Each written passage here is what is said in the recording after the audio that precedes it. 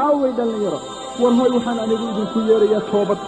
iyo u soo laabasho alleh war hooy anigu waxaan idinku yeerayaa inaad xidhiirka ka goosataan saaxiibbada xun iyo sirooyinka fasahaadka ka fogaada oo ha u dhowaanina iyaga si aydaan u shallaayin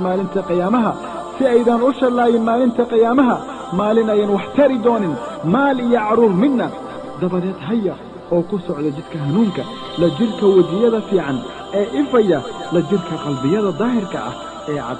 ee aan xasadka isla weynida iscajabinta ka maran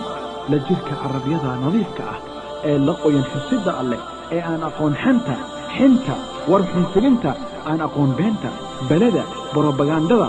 la rafiiqa ahlu khayrka iyo qur'aanka ka mid noqda si aad u dareentaan dhadhanka nolosha iyo macaanka iimaanka maalinta qiyaamahana waxaa la idin geyn doonaa jannooyin wanaagsan idinka alleh